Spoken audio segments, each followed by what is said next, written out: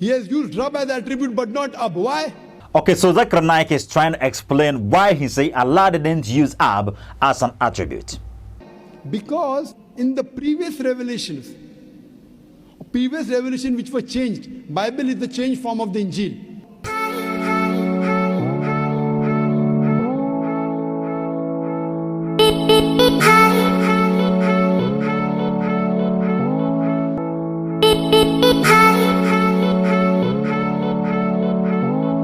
Once again, I greet you, beloved, and I welcome you to Lost in Media. My name is Butcher Stephen, and you know for sure that whenever I get in my seat here to way dismantling those several assertions that's been made against Christianity since time immemorial. Well, a woman confronted Zakir Naik when he had a program. I'll be get to me after the presentation. This woman asked a question: why do you Muslims refrain from the question, Son of God? And Zakir Naik tried his possible best to answer the question logically. Well, he actually said many things, and we've reacted to this, and I think we had the first section and this next session. So we take a quick break and we go to take the latter part of the first section and we proceed.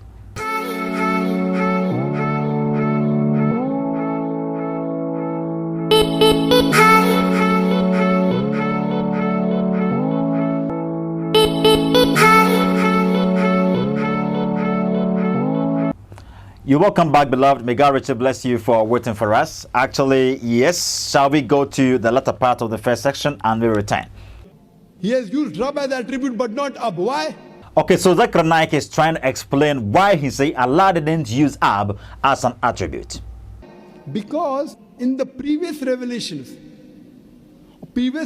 which were changed, Bible is the changed form of the Injil. Well, according to Dr. Zakir Naik, it is because in the previous revelations, talking about the Old and the New Testament, in the previous revelations were changed. According to Dr. Zakir Naik, Bible is the changed form of the Injil. So according to Dr. Zakir Naik, Bible is the changed form of the Injil. You see, Muslims do claim that since in the Bible they do not see or they do not find any stuffs about Muhammad and all that, they see the Bible to be corrupted or be get to me. So we've always been studying with you here on the platform that indeed Muhammad didn't get a good translations or good Bible or be get to me during his time. His contemporary Christians were the pseudo Christians, those that were clinging to some pseudo books, some pseudo epigraphers and all that. Or we get to him, Nestorian Christianity, exactly what he had encounter with on the Arabian Peninsula or in Syria and wheresoever he was circulating or mobilizing. Or we get to him. So that's exactly why he had access to the so-called Epistle of Barnabas, and I think actually some if you study very well about the so-called Epistle of Barnabas, you get to know that it was written by a Muslim, a practicing Muslim, okay, a Muslim who left Roman Catholicism or Roman Catholic and and came to Islam and began writing something like that, okay, because there are many geographical errors in the so-called Epistle of Barnabas, and surely there are some pages in the Epistle of Barnabas that actually also militate against the teachings of Islam. How we get to me? Yes, in the so-called Epistle of Barnabas, that is exactly what Muslims term as Injil. How we get to me? Yes, because if they are actually studying very well, they get to know that in the second century AD, yes, those that were referencing Injil had Matthew, Mark, Luke, and John in mind. They referenced all of them as angel. I think I ever showed you a debate that went on between Dr. Zakir and Shamshamun, and Shamshamun actually disproved the idea by referencing the idea of the second century AD, where the Syriac Christians actually referenced the four gospel accounts as Injil. Okay, they give them a single term, gospel. I'll be getting with me. So whenever you hear Injil, or yes, the term Injil hasn't an Arabic root. Okay, going by the etymology of the word or the term Injil, seriously, it isn't Arabic, but rather it is Syriac. And the Syriac were Christians. How we get the Syriac Christians actually were referencing the Matthew, Mark, Luke, and John. Thus, Dr. Zakir Naik is actually naive. He don't know what he's arguing over here. So he says the Bible is the changed form of the Injil because he believes that the Bible has been corrupted or something like that. And that's exactly what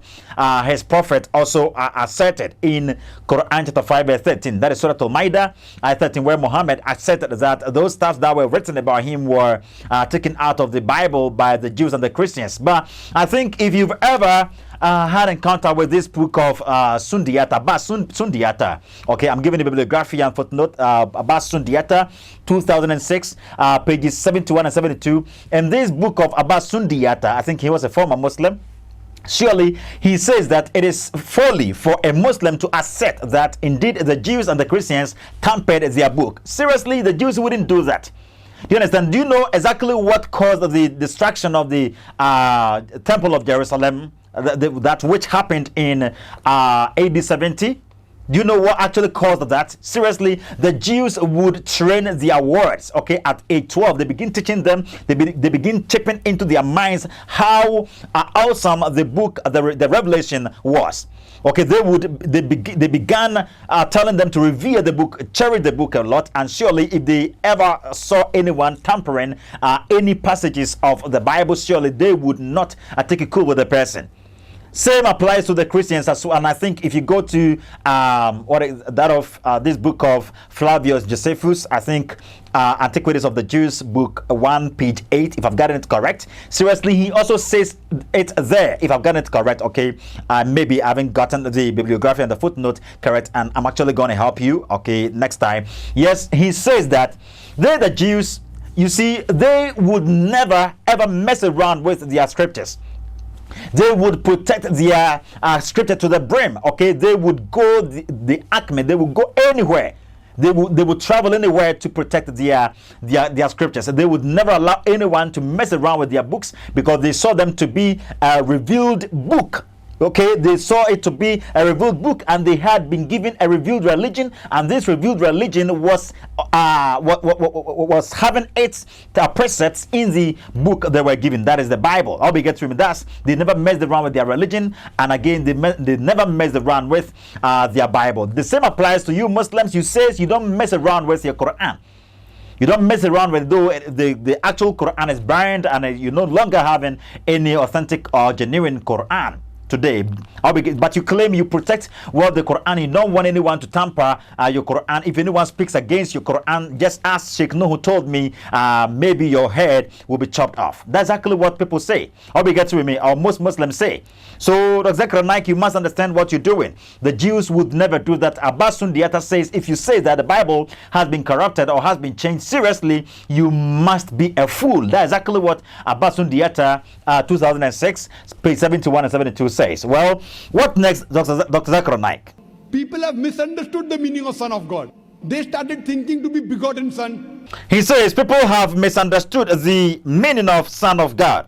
They started thinking to be God and Son. Okay, let him. He has to finish. Then I think we refute him. Well, what next, Dr. Zakir Naik? For example, if I tell, young son, beta tumne acha sawal pucha. Son, you have asked a very good question. If a son asked a question of the age of 10.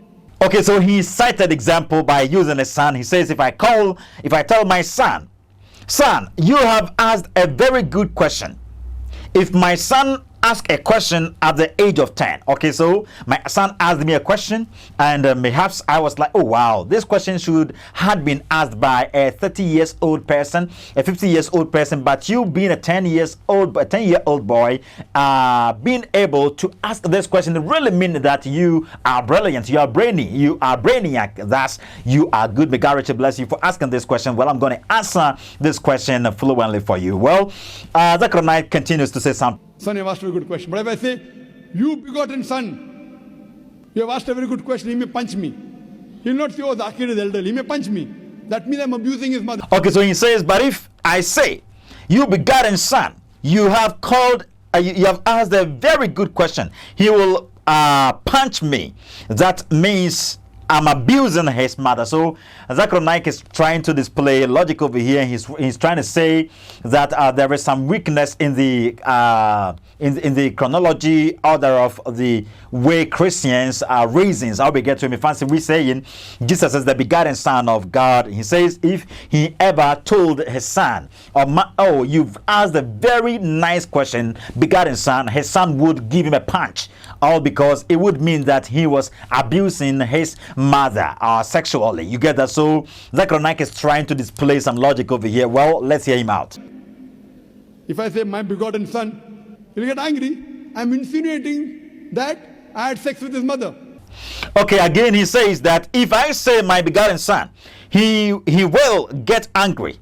And I'm insinuating that I had sex with his mother. You see, so Zakir Naik says that his son would give a punch out because if he ever said that, if he ever commended him by saying, my begotten son, you have done well for asking this question, the son would think that you are abusing my mother sexually.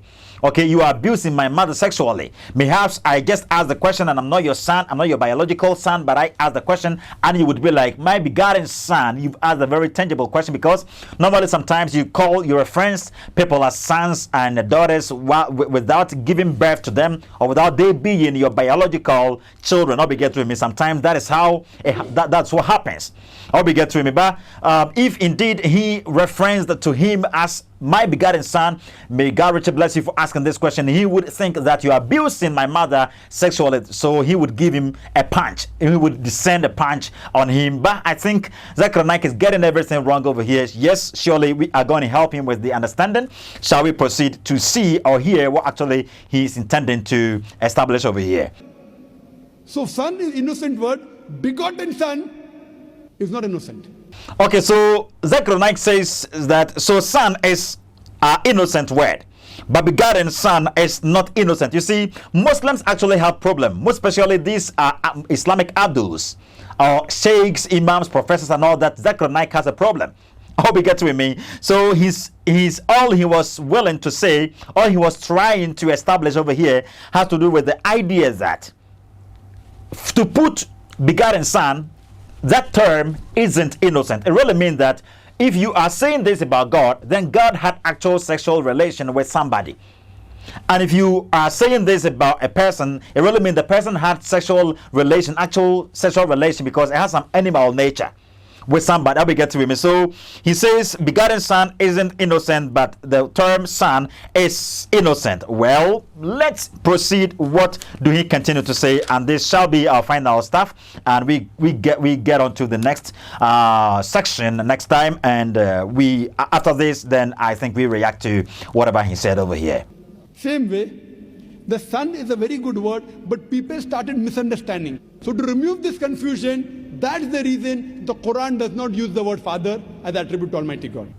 Okay, so Dr. Zakir Naik says the son is a very good word, but people started misunderstanding. So to remove this confusion, that's the reason the Quran does not use the word father as an attribute of God. So that's exactly what he had wanted to establish. And I think the woman is going to grasp everything Dr. Zakir Naik said over here. I'll be get with me. Yes, if she doesn't study that well, and perhaps she is herself a Muslim, I'll be get to, because looking at how she asked the question, she was like, we the believers, we don't just go by name as Muslims, but rather the deed. So that Zakir Naik actually made it right for her. So if you want to become a Muslim, you don't want to become a Muslim by name, but rather a Muslim by deed. And the woman didn't actually say anything. She didn't utter a word. I don't know. I didn't watch the full video. Maybe she proceeded asking several lot of questions. I'll be get to me. Well, what actually I would love for you to understand or comprehend over here has to do with the fact that the term begotten as used in the new in the